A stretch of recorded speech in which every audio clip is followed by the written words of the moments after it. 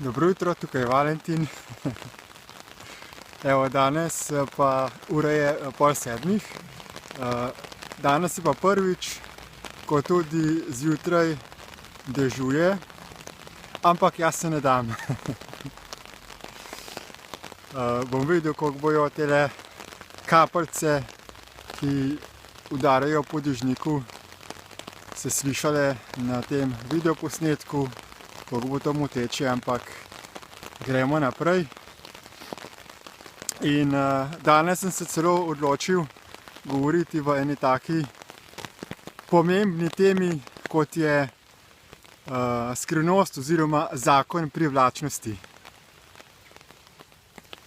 No, v Sloveniji je tudi postala zelo popularna knjiga Skrivnost oziroma The Secret in tudi film je posnet v povezavi z to knjigo. In ta film ter knjiga sta prvič zelo popularizirala tako imenovani zakon privlačnosti, torej način, kako zmanifestiramo v življenje tisto, kar si želimo. No, ogromno je ljudi, ki so prebrali knjigo, ampak so potem ugotovili, da stvari niso tako enostavne. Poskušali so uresničiti svoje želje, svoje sanje, vendar jim to nikakor ni uspelo. No, jaz se tudi z proučevanjem duhovnosti, miselnih procesov in podobno ukvarjam že tam nekje 15 let. In sem prišel do tega, da precej informacij, ki obstaja v povezavi z ezoteriko, je prevar, so namerna slepila. In kljub temu, da izgledajo informacije zelo privlačne, da se zdijo smiselne, pa je finta v temu, da v večini knjig ali skoraj v nobeni knjigi niso informacije tako dovolj natančne, da bi jih lahko povprečen človek praktično uresničil v praksi. Zakaj? Vzrok je v temu, da so informacije o tem, kako dejansko deluje ta svet in človeški in kako ustvariti tisto, kar si želiš, bile do zdaj rezervirane za izbrano elito ljudi.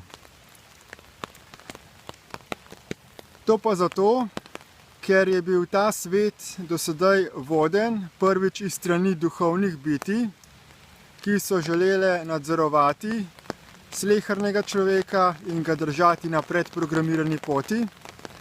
In posledično so bile tudi na tem svetu postavljeni določeni ljudje, določene elite, ki so imele to resnično znanje o tem, kako vse skupaj funkcionira, in so potem to znanje tudi s pridom izkoristili, torej uporabili v svojem življenju.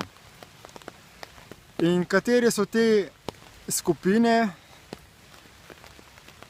Skozi zgodovino so se tudi preimenovale, združevale in nekatere so bile tudi uničene.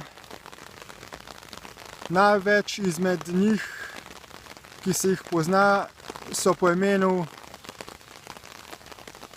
Freemasons oziroma prostozidarji. Potem govori se o Illuminatih, potem Skull and Bones združenje.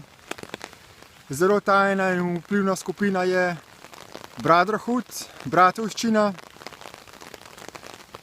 In v glavnem so to skupnosti ljudi, elite, kraljev, plemičev, predsednikov, določenih alumnijev iz določenih fakultet, ki so večinoma povezane tudi preko krvnega sorodstva. In v teh združenjih se dobi šele tisto resnično znanje o tem, kako ta svet deluje.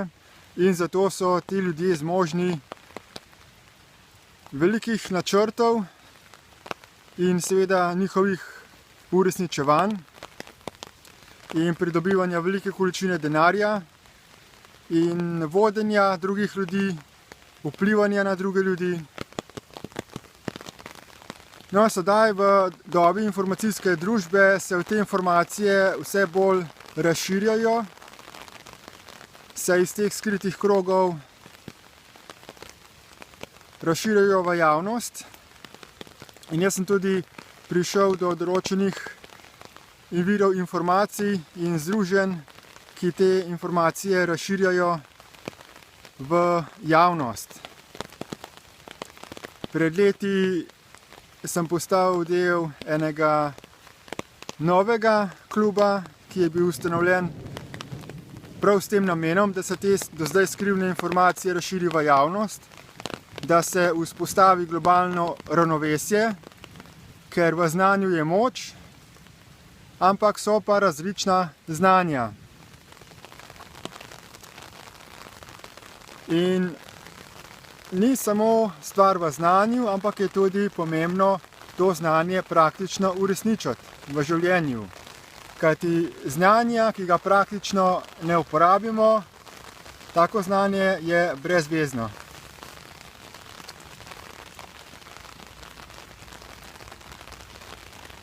Torej, zakon privlačnosti deluje in deluje tudi, če tega zakona ne poznamo, ker je to pač zakon.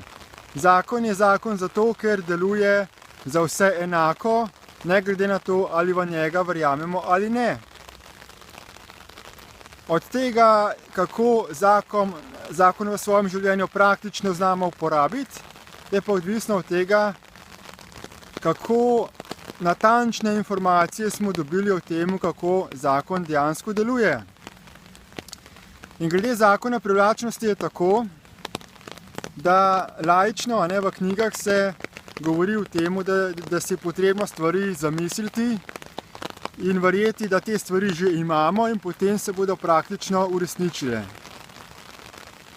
No, kar malo ljudi ve oziroma se zaveda, pa je to, da ni dovolj samo, da si stvari zamislimo, ampak da zakon privlačnosti v bistvu ni zakon privlačnosti, ampak je zakon ustvarjanja. Tisto, kar želimo dobiti, si moramo ustvariti oziroma pridobiti z praktičnimi fizičnimi aktivnostmi. Torej, ni dovolj, da samo da sedimo v svoji sobi, zapremo oči, meditiramo, si zamislimo, da smo že dobili neko stvar in potem bo ta stvar enostavno prišla v naše življenje. V umu si lahko naredimo samo načrt, kaj si želimo, si ustvarimo neko željo, ampak če hočemo neko stvar dobiti, potem moramo jo pridobiti v tem materialnem svetu z fizičnimi aktivnostmi, z načrtovanjem, za temu, da se premikamo v smeri pridobivanja te stvari, ki si jo želimo. Poleg tega pa zakon privlačnosti še zanemarja določeno zelo pomembno dejstvo. In sicer, da živimo na enem omejenem materialnem svetu in da tukaj ne more vsak si zaželeti vse, kar hoče. Zakaj? Zato, ker če nekaj hočeš in je teh stvari v omejeni količini na tem fizičnem svetu, potem ta predmet, če hočeš, da ga ti dobiš, ga moraš vzeti od neke druge osebe.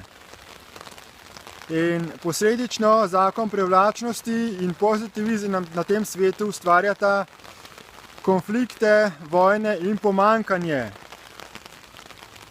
Kajti nad zakonom privlačnosti je še en višji zakon, ki se imenuje zakon ravnovesja. In večina ljudi se tega ne zaveda, tega zakona ne pozna. Zato zakon privlačnosti ustvarja ogromno trpljenja na tem svetu in ogromno egoizma. In zato predlagam, da bolj kot da se deluje po osnovi zakona privlačnosti, da se deluje na osnovi zakona enakovrednosti in enakopravnosti. Kajti šele, ko bomo ustvarili sistem globalnega ravnovesja, ki bo omogočil vsakemu brezpogojne razmere za dostojno preživetje, takrat bomo lahko vsi dobili tisto, kar si želimo, oziroma bomo imeli zadoščeno glede osnovnih temeljnih življenjskih dobrin, potem bomo pa lahko samo še bolj napredovali glede kvalitete naše družbe. Vabim vas torej, da si pod tem videoposnetkom preberete še povezave, ki še bolj natančno razlagajo, kako zakon privlačnosti v resnici deluje. Kdor želi skrivne informacije o tem, kako zakon deluje, me lahko kontaktira in mu te informacije osebno posredujem. Pod videoposnetkom si pa lahko še pogledate škodljive posledice uporabe zakona privlačnosti in pa kako lahko ustvarimo svet, sistem na tem svetu, da bo zagotovil dostojne življenjske razmere za vsa živa bitja. Hvala za pozornost in nasvidenje.